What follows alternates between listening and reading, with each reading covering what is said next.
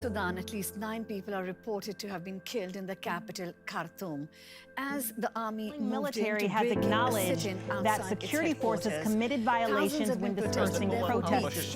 Demonstrations come 2 months after the country's repressive leader, President al-Bashir, was ousted and jailed. Now the people are demanding a transition to civilian rule and a free election. But militias have been...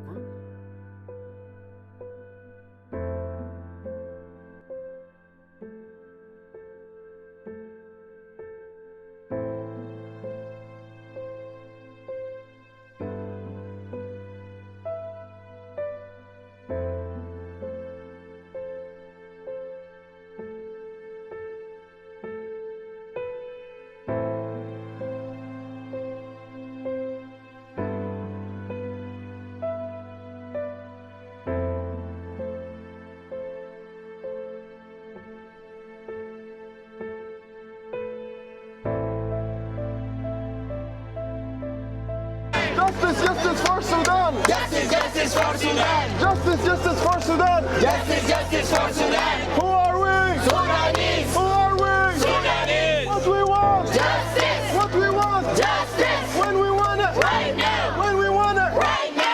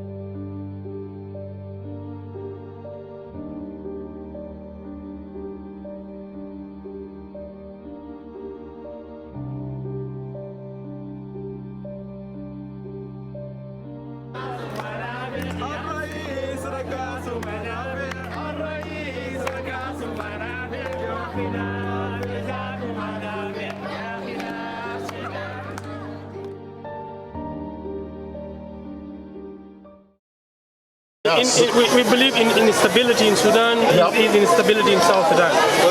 When your neighbor is in pain, you are in pain. When your neighbor is in chaos, you are in chaos. We want peace in both countries. So we are sisterhood countries. Sudan and South Sudan, we are sisterhood countries. And we will always stand, side by side when it comes to these issues that are facing humanity. What is happening in Sudan is a humanity crisis.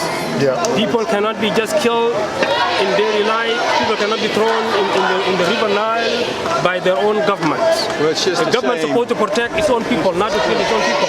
It's a shame you get rid of a dictator. And the only thing people are demanding in Sudan is a simple life, simple basic life. People want food on the table. People want jobs on the table. People want the government to stop war against its own people. There's a war in Darfur. There's a war in Blue Mountain. There's a war in Blue Nile. There was a war in South Sudan created by the same government in the central Sudan, Khartoum. People want to stop war and live in peace and harmony. So we, the South Sudanese, we have come to join our brothers in the northern Sudan against this brutal regime in Khartoum. The problem that the U.S. has now in the Saudi relationship has a lot to be tied to Iran. The U.S. and Iran are on such opposite sides of most issues, and Iran is sort of Saudi Arabia is sort of the balance for the U.S. as they see it in the Middle East. Again, I'm not saying that's right or wrong, but that's, everything I think that the U.S. does with Saudi Arabia today is done with an eye on Iran and how it can counterbalance their influence in the area. And there's going to be, Saudi Arabia is going to get by with things both internally and externally in that area that they shouldn't, because they know they have leverage right now with the United States. So I think you need to contact the White House and tell them how your community and how we all feel about it. But do we have White House that care about what is going on in foreign countries? Do we have White House that has a foreign policy for Sudan, for South Sudan, for Iraq, for Libya? Do we have that White House? Our government has hurt countries, but other countries have hurt us too. But I agree with you on that. So the issue now is not oil from Saudi Arabia, because we're the largest oil producer in the world now. And if we built more pipelines, we could pump 17 million barrels a day. The issue now is really, for the U.S., is a counterbalance to Iran. If you don't look at the relationship with Saudi Arabia vis-a-vis Iran's influence in the area, then you don't understand the relationship. Because we believe that if we don't have the Saudi support in the Middle East, then Iran will basically take over that area, and that's an important area for us. We have a national interest in the Middle East, as much as free of Iranian influence as possible. Now that may not be a good reason, that may not be a good excuse, but that's where we are. And I doubt that any other administration, whether it's Trump or whomever, wouldn't see the situation pretty much the same way. That doesn't make it right. But it's not, everybody now thinks the support of Saudi Arabia is about energy. It's not. It's about counteracting Iran in the whole region of the world. That's what it's about. And I wish you luck. I really do. Thank you, sir. What's your name? Terry. Terry. Hi, my name is Mohamed. All these you see right here are Sudanese people who came here in support of Sudan. What's happening in Sudan, a lot of people don't know about it. Maybe you do. Maybe you know Sudan about the whole genocide in Darfur. But what's happening right now, nobody actually knows about it, because there's an internet blackout right now in Sudan. So how it all started, it started with a president called Omar al-Bashir. He's been in power for 30 years. And for 30 years, he's been killing people. People were poor, they can't live. Mainly the people on the outskirts of the capital, but they can't get any supplies because, you know, he's just cutting off everything. Recently, in April 11th, as I recall, people went out on a peaceful protest against the corrupt regime, which is led by Omar al-Bashir. On that day, they overthrew Omar al-Bashir and the TMC gained power.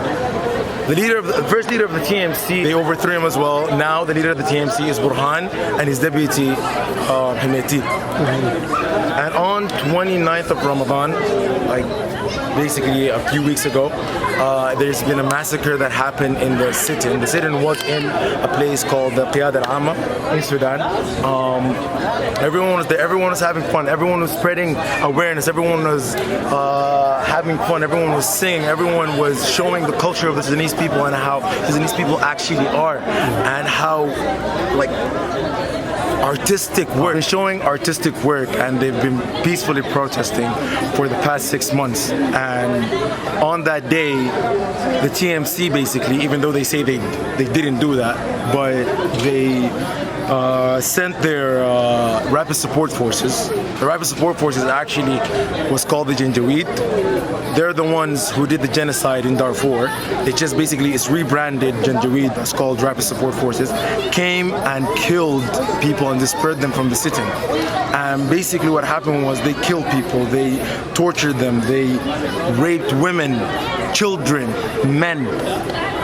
They did a really horrible thing to the Sudanese people, and now everyone right now is in support of the Sudanese people. And I ask you, please, tell whoever you know, tell your friend, tell your family.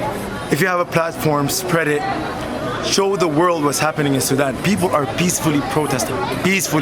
They haven't held a weapon, they haven't done anything against the military. And they're getting killed, raped, tortured, beaten. They threw bodies in the Nile that was found days after the dispersal of the sit-in. It's more than 100 people dead. The counting, it was said at the start it was 40, but then it was found to be more than 100, and people saying it's actually more than 500 spread in the Nile. So I urge everyone, please, get your knowledge, learn about Sudan, learn about what's happening in Sudan, spread awareness, because that's all we can do right now as diaspora ourselves. Tell your friends, tell your family, spread awareness, please. Use your platform to support us. That's the least we can ask you.